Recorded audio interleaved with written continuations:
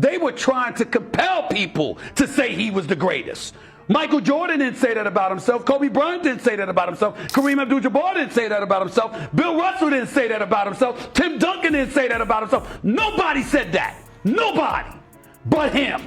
Every time LeBron does something, if Jordan wanted to, he would have done it. I didn't say that. He's what you said he was. Michael Jordan versus LeBron James. It is the most exhausted conversation in sports media, but it is also the most necessary because despite all the noise, the stats, the legacy worship, and the highlight reels, there's only one man who continues to stand alone at the summit of greatness. Stephen A. Smith has had enough of the excuses, the narratives, and the desperation from LeBron's camp trying to manufacture a legacy that simply does not measure up. Jordan is not just the greatest basketball player of all time. He is the ultimate standard of excellence. Every time LeBron breaks a record, wins a game, or scores 40, people run to social media with hashtags and banners screaming GOAT. But Stephen A. is here to remind everyone, Jordan already did that, and he did it better, and he did it in less time, and he did it without asking for anyone's validation. This video breaks down 12 thunderous quotes from Stephen A. Smith that dismantle the LeBron GOAT narrative piece by piece. Each quote is a sledgehammer of truth, pounding away at the myth that LeBron ever came close to what Jordan built. So if you are tired of the same old recycled comparisons, if you want clarity over confusion, facts over fandom, and greatness over gimmicks, then keep watching. And make sure you smash that like button, subscribe to NBA Showdown, and join the movement that tells it like it is. Because Michael Jordan doesn't need your approval. He already owns basketball history. Stephen A. Smith starts his case by laying out two facts that should stop the LeBron GOAT narrative in its tracks. Michael Jordan was the first 40-year-old in NBA history to drop 40 points in a game. That's not just about scoring. That's about defying age, defying time, and proving that excellence never dies when it's embedded in your DNA. Jordan walked away from the game and came back, not once, but twice, and still dominated the court with elegance and savagery. Meanwhile, LeBron James, in his 22nd season, recently dropped his 78th 40-point game. That sounds impressive until you realize he's done it across a span so wide it almost turns into a longevity award. Smith's brilliance here is in the contrast. Jordan did more in fewer seasons. He didn't need 2 decades to prove he was the alpha. LeBron has needed this long to maintain relevance in the conversation, and yet the numbers still fall short. Jordan's greatness isn't a slow burn over years. It was a meteor that scorched the league and never did. LeBron can have 140-point games, but when one man does it at age 40 to make history, while the other does it in year 22 without catching the ghost he's been chasing, the debate ends right there. Smith isn't disrespecting LeBron. He's just reminding everyone that Michael Jordan never needed time on his side. He was time itself. The league bent to it. And even at 40, he was still capable of pulling out performances that sent chills down spines. That's greatness you can't measure with just numbers. That's legacy. And LeBron has yet to match it. Michael Jordan was the first 40-year-old to drop 40. That's number one.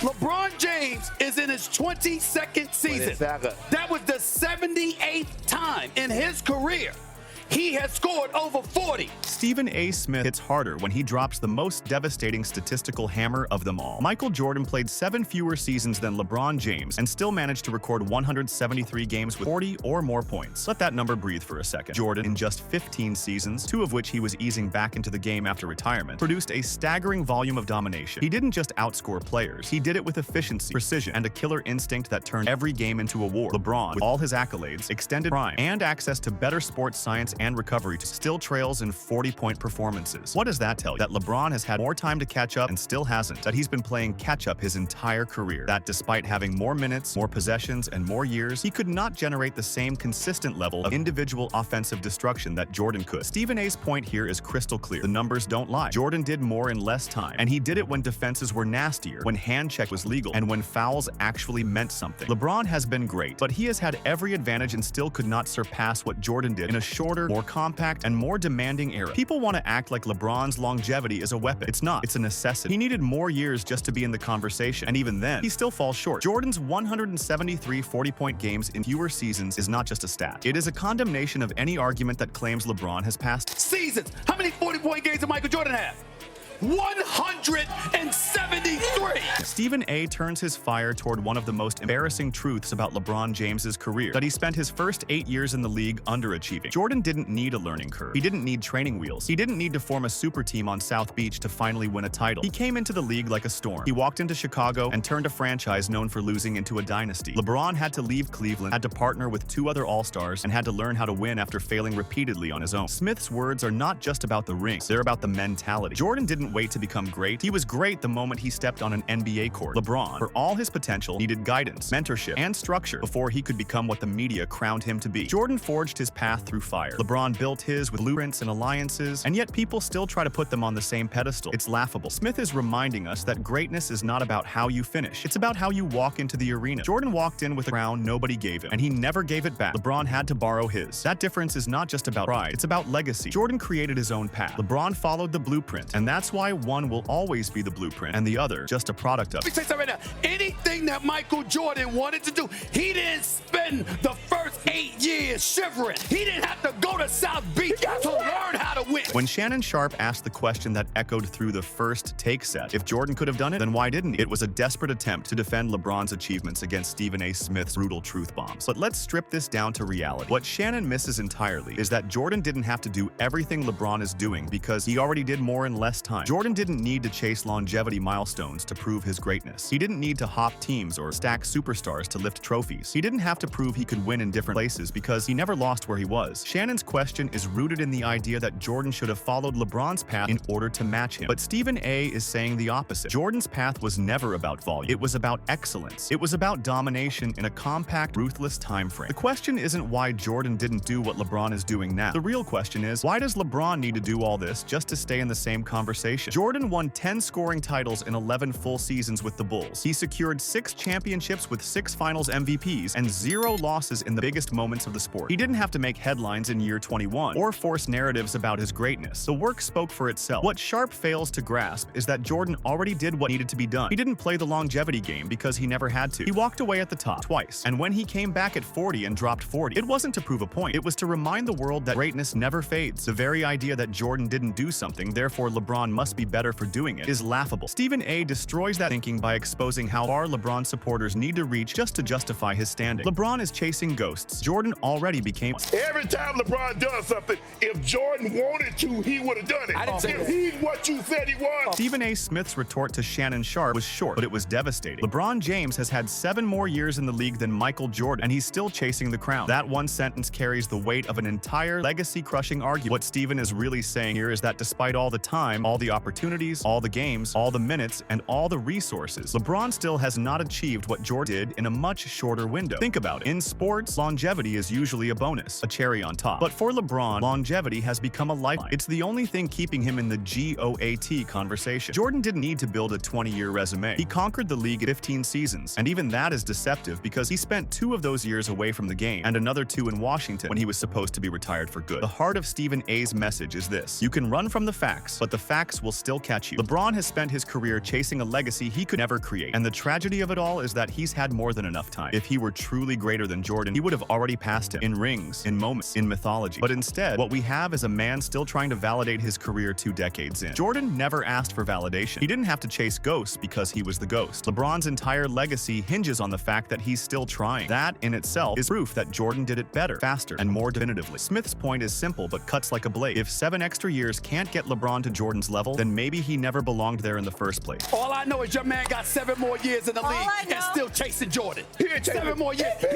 He don't even have more rings. Stephen A. Smith then throws in a line that is as funny as it is cutting. LeBron's been in the league longer than I've been in college, and he still hasn't caught Jordan. This is the moment when the tone shifts from analytical to flat-out ridicule. What Stephen is doing here is dragging the absurdity of the GOAT debate into the sunlight for everyone to see. LeBron's defenders love to talk about his greatness, his durability, and his consistency. But what does it say when someone has had over 2 decades to try and surpass a man who did it all in barely over a decade and still cannot be declared the definitive best? It says that LeBron's longevity is a smokescreen, not a strength. It's a distraction from the truth that Jordan's impact wasn't spread out. It hit like a thunderclap and changed the game forever. LeBron's timeline has been filled with highs, but also many lows. Losses in the finals, disappointing exits, missed free throws, botched defensive rotations, and narratives that had to be constantly adjusted just to keep the GOAT dream alive. Jordan's career was surgical. It was a perfectly written script. 6 trips to the finals, 6 championships, 6 finals MVPs. Period. LeBron has had to shift storylines more than a soap opera. First, it was about chasing rings. Then it became about stats. Then it shifted to longevity. And now, it's about redefining greatness so he can finally be considered equal. Stephen A. laughs at this nonsense. And so should we, because the truth is glaring. If someone has to reinvent the meaning of greatness just to include themselves in the discussion, they were never there to begin with. Jordan defined greatness. LeBron is still looking for it. Smith uses his own personal timeline, college, as a metaphor for how ridiculously long this chase has gone on. And and the end result is the same. LeBron still hasn't caught up. Not in accomplishments, not in cultural impact, and certainly not in grace. Been in the league long enough that I was in college. And still, he ain't catch Jordan. Still get him there. Stephen A. Smith, never shy with his fire, dropped a line soaked in sarcasm and loaded with truth. Everybody already recognizes LeBron as one of the top 3 players in the history of basketball. What more do you want? A diaper and a bib. That line isn't just a jab. It's a thunderous shot at the desperate coddling LeBron fans need to do just to keep their king's legacy intact. What Stephen A. is saying here isn't that LeBron isn't great. He's acknowledging his place in history. Top 3 is elite territory, but greatness becomes embarrassing when it comes with constant whining for more praise, more approval, more validation. This is the heart of the issue. LeBron fans want more than what's deserved. They want a crown that doesn't fit, a title that hasn't been earned. Being top 3 isn't enough for them. They want to rewrite history and elevate LeBron beyond the man who already defined greatness. Jordan didn't beg for respect. He didn't need NBA media to coddle him or fans to petition for his GOAT status. The world knew he was the best because he made it undeniable. LeBron's career, in contrast, feels like one long campaign. Every milestone is accompanied by a press conference, a debate, a list of manipulated stats trying to force the narrative that he's number 1. And that's exactly what Stephen A. is tired of. This neediness, this obsession with being labeled the greatest when the work doesn't support it. Jordan never asked, he showed. And because he showed, he never needed his fans to throw tantrums online or demand credit. When LeBron scored 30,000 career points, it wasn't enough to celebrate the feat. The media had to instantly compare it to Jordan. Every LeBron accomplishment becomes a shadowboxing match with someone who already won the fight years ago. That's why Stephen A. mocks it with the diaper and bib reference, because this whole campaign for GOAT status feels infantile. It's needy, it's insecure, and it exposes the uncomfortable truth that deep down, even the most loyal LeBron fans know they're stretching the argument. If LeBron was truly better, there'd be no need to leave. But here we are, 2 decades in, and still begging the world to accept something that never quite passes the eye test. Jordan's greatness needs no defense. LeBron's greatness needs constant explanation, and that's the difference. Can't be in the same room with Brady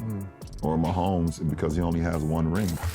Barry Bonds never won a World Series, and you can't sit here and tell me that he's... Stephen A. takes his attack a step further, stating that there's only one player in the history of the game we look at when comparing LeBron James, and it's Michael Jordan. That statement speaks volumes because it automatically places Jordan at the pinnacle, the universal benchmark, the untouchable gold standard. Think about this carefully. In a league filled with legends, Magic, Bird, Kareem, Kobe, Shaq, Duncan, nobody ever gets mentioned in this GOAT war besides LeBron and Jordan. And even then, Jordan's name doesn't get dragged into these debates because he's chasing. It gets dragged in because he's being chased. That alone should end the discussion. Greatness doesn't seek comparisons. It becomes the reference point. Jordan is the reference point. Always has been. Stephen A. isn't saying LeBron isn't phenomenal, but when you look at the one man everyone lines him up against, it tells you who the real king is. It isn't LeBron. It's the guy who made the league global. It's the man whose jersey still outsells every modern superstar. It's the player who went 6-0 in the finals without the help of a super team or a shifting cast of elite talent. The simple fact that Jordan remains the standard LeBron is judged against proves who sits on the throne. If LeBron had surpassed him, the conversation would be over. But it isn't. It never has been. Instead, we get endless analysis, empty comparisons, and manipulated narratives built on cherry-picked stats just to keep the argument alive. Jordan never had to compete with anyone post-retirement because nobody dared. They knew better. LeBron's resume is rich in volume, but Jordan's is rich in domination. And there's a big difference. One is about surviving. The other is about ruling. LeBron has spent years trying to inch closer to something Jordan had already conquered. And that desperation to be seen as Jordan's equal, to even make the comparison valid, is what reveals how far away LeBron really is. If you have to keep explaining why someone's better, maybe they're not. LeBron James, there's only one player we look at and we say definitively we think was better.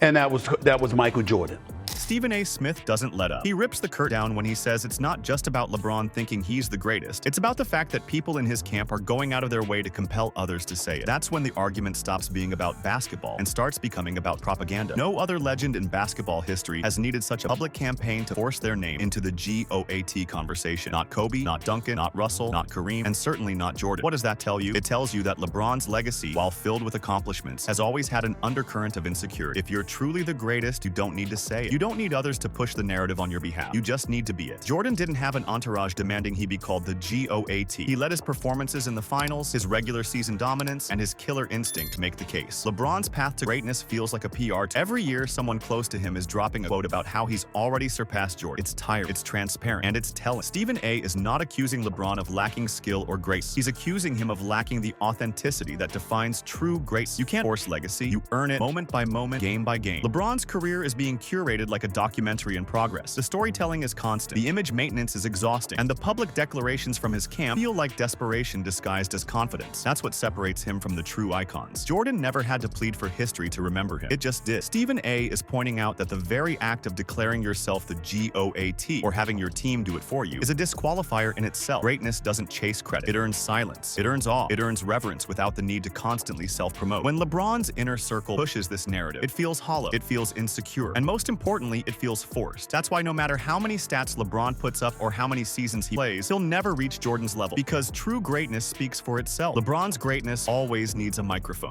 They were trying to compel people to say he was the greatest. Michael Jordan didn't say that about himself. Kobe Bryant didn't say that about himself. Stephen A. Smith continues dismantling the manufactured LeBron GOAT narrative by highlighting how true legends in basketball never had to proclaim their greatness. Kareem Abdul-Jabbar, a man with 6 MVPs, more championships than LeBron, and a scoring record that stood for decades, never stood up and screamed that he was the greatest. Bill Russell, the man who dominated an entire era and stacked 11 championships, never needed to sell himself. Tim Duncan, the silent assassin with 5 rings and 2 MVPs, never had to shout into the void for validation. Yet LeBron and his inner circle seem obsessed with telling the world he's the greatest, as if they are afraid history won't agree unless they say it first. That obsession reveals a fundamental insecurity. Kareem, Russell, and Duncan were content with letting their legacies speak through impact, results, and the quiet dominance of their performances. LeBron's legacy, on the other hand, has been laced with an ongoing marketing effort to prop him up as more than what the basketball world has organically seen, and that's where Stephen A.'s words land with incredible force. When the truly great players don't have to claim greatness, and the one chasing them constantly does, it becomes clear who's truly at the top. If LeBron were on their level, let alone above it, he wouldn't need the endless promotion, the social media highlights posted by his own crew, or the constant push in the media to rewrite basketball history. Instead of trusting the legacy he's built, LeBron keeps trying to steer it. That is not how greatness works. Legends don't chase status. They let it come to them. Jordan let it come to him. He didn't have to scream, "I'm the greatest." He didn't have to sit in interviews nudging others to say it either. He played, he conquered, and history bowed. LeBron, by contrast, continues to push, to sell, to curate. The result is a legacy that, while massive, still feels incomplete. And Stephen A. Smith is here to remind everyone that when the greatest players of all time never asked for the label, the one who keeps begging for it never really had it to be. Kareem Abdul-Jabbar didn't say that about himself. Bill Russell didn't say that about himself. Tim Duncan didn't say that about himself. Nobody said that. Nobody but him. And Stephen A. Smith sharpens the sword even more when he compares LeBron's loud proclamations to the humble silence of Steph Curry and Ray Allen. He points out that Steph, unanimously regarded as the greatest shooter in NBA history, never once declared it himself. Ray Allen, the man whose three-point record once stood untouched, also never proclaimed himself the best. That is how greatness is supposed to be recognized, by others, not by oneself. But LeBron has broken that code of honor. His self-anointing as the GOAT, coupled with his camp's persistent campaign, screams of desperation and self-doubt. This is why the comparison to Jordan is not only unfair, but embarrassing. Jordan never said he was the greatest. He didn't need to. People saw it and passed it down like gospel. Jordan's greatness became mythology because it came from performance, not from promotion. But with LeBron, every milestone is accompanied by a statement. Every big game is followed by a post-game narrative trying to cement his GOAT status. When you have to declare something over and over, it usually means the people aren't buying. That's what Stephen A. is hammering home, that LeBron's need to scream into the void about his greatness undermines the very greatness he's trying to claim. And when players like Steph Curry, who revolutionized the game of basketball, have the humility to stay silent and let their body of work do the talking, it puts LeBron's behavior under an even brighter, more critical spotlight. The greatest shooter ever doesn't say a word, but the self-declared GOAT won't stop talking. That's the difference. That's the problem. That's why Jordan remains untouched, because Jordan understood that true greatness doesn't need words. It needs results. It needs rings. It needs killer instinct. It needs legacy that doesn't come from a podcast or a press release, but from unforgettable moments etched into the soul of the game. LeBron may have stats, but Jordan has a legacy that doesn't need a narrator. And that is why, as Stephen A. says without hesitation, the debate has never been real, because only one of them needs to keep reminding the world of how great he supposedly is. Steph Curry hasn't said that about himself. Steph Curry has never called himself the greatest shooter of all time. Ray Allen never called himself the greatest shooter of all time. Stephen A. ends his relentless critique by pointing out the glaring truth that LeBron James is the only person, along with his camp, who has ever declared himself the greatest of all time. This isn't just arrogance, it's a symptom of a larger truth. If you have to say it, it probably isn't true. Michael Jordan never called himself himself the GOAT, and neither did the players who actually shook the league to its core. The idea that LeBron and his team are the only ones banging the drum this loud shows us that the campaign is artificial. It is built on insecurity, not inevitability. And that's the Achilles heel of LeBron's so-called legacy. It relies too heavily on perception, not domination. LeBron is the only superstar in NBA history who seems obsessed with how people talk about him, rather than how they remember what he did on the court. Jordan never had that problem. Jordan's focus was winning, period. LeBron's focus seems split between basketball and branding, between dominance and discourse. That's why his legacy will always be questioned, no matter how many points he scores or how long he plays. Because deep down, he knows he never truly conquered the game the way Jordan did. The very fact that LeBron calls himself the GOAT, while every other all-time great never once did, shows us that the throne he wants so badly is not his to take. It's not just about being the best statistically. It's about presence. It's about mentality. It's about making it undeniable. Jordan did that. He gave you no room to argue. LeBron leaves you with doubts. Doubts that he tries to shout over. And that is the fatal flaw. Greatness doesn't beg. It just is. And LeBron James, no matter how many years he plays, no matter how many triple-doubles he racks up, will never touch that untouchable space that Michael Jordan carved out in NBA history. Because you cannot declare yourself king if you never conquered the crown. Reggie Miller never called himself the greatest shooter of all time. Allen Houston never called himself the greatest shooter of all time. Nobody called themselves the greatest in anything but that man and his camp. This debate is not about hate, it is about hierarchy, and Jordan sits at the top because he earned it the hardest way possible, through pressure, through performance, through perfection. LeBron has had more of everything, but that has only exposed how far he still is from catching the true king of basketball. So the next time someone tells you LeBron is the GOAT, remember what Stephen A. said. He had 7 more years. He had every tool, every opportunity, and he still couldn't catch it. That tells you everything. If you believe in facts over feelings, if you stand for legacy over longevity, and if you know greatness when you see it, then hit that like button, subscribe to NBA Showdown, and let your voice be heard in the comments. Jordan is the god of basketball. That's not an opinion. That's a truth the game itself will never forget.